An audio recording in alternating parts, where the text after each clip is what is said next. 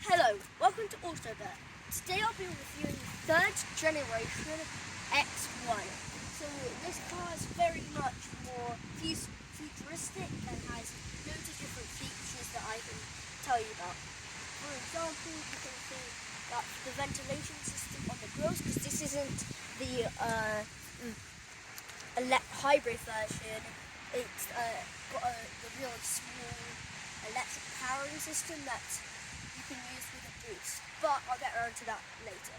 You can see that they've blocked it off with this thing here, just because it kind of looks a bit nicer if you can see it. Then they've also kind of followed through with this kind of like this pattern here, like you can see that, and then also you can see the vent here that kind of makes it more aerodynamic. Hi, but we also just have the BMW LED lights, which are the standard lights. But you can also see how it kind of got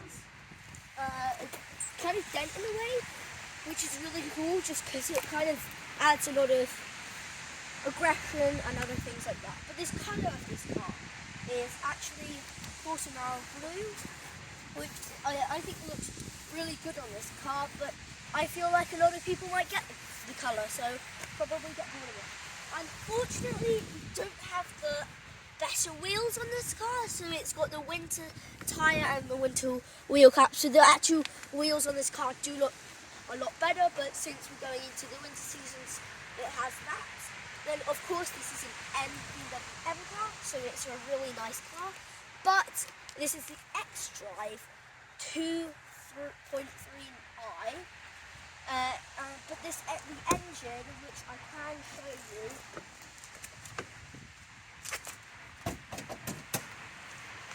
is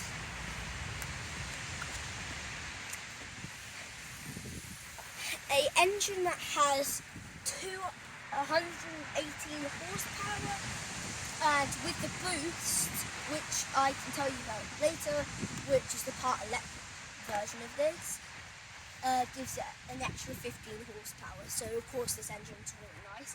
And if you come up closer to this, you can really tell how they've made it very compact, and it does look nice. It's got the standard engine and other things, not the nice tuned one or whatever.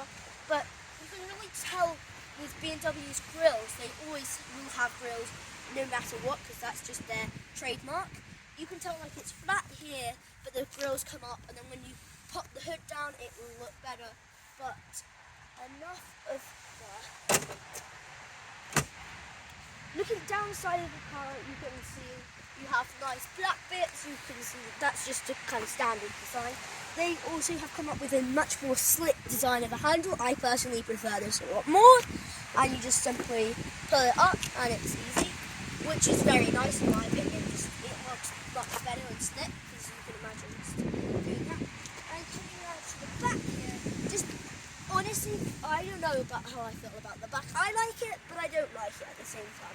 So BMW at the minute is making lots of this kind of different parts to the headlights, but you can tell they have like different patterns. Like if you come up close here, you can see little triangles building up as it goes along. Then you have different red and black highlights, which has gone throughout the whole car, so you can obviously see the badges of the Drive whatever. And then also it's an X1, which I don't know, I think I told you, but then it's kind of got a spoiler. If you look closely at it, it comes out quite far, like maybe my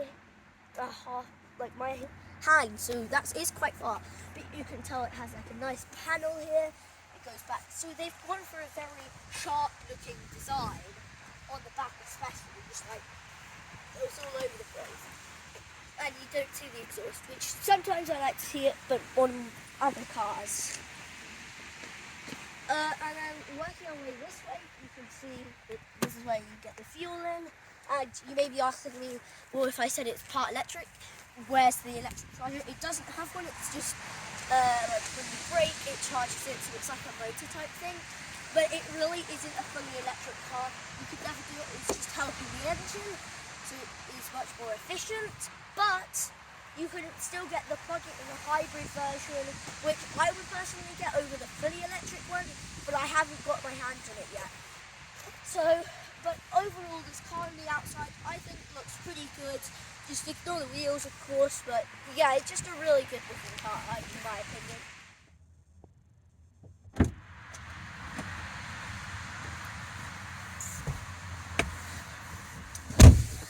Personally, as a child, I'm in the back a lot more than in the front.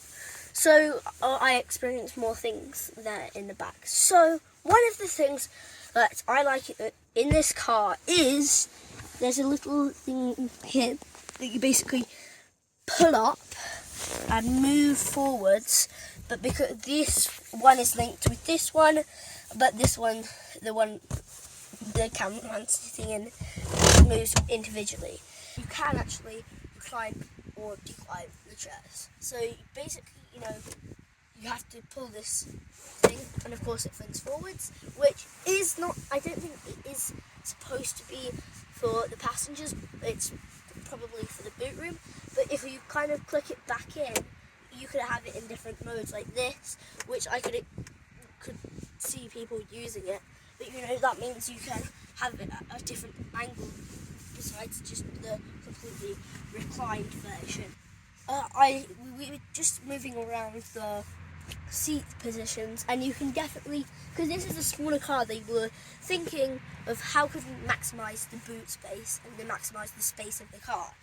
So they came up with this design. So these set of chairs or seats are moved forwards to the maximum, and this is at a comfortable angle, which is kind of directly at a kind of angle, which could be more uncomfortable on longer journeys, but you can still adjust them, which if we go into the boot, you can see how much more space.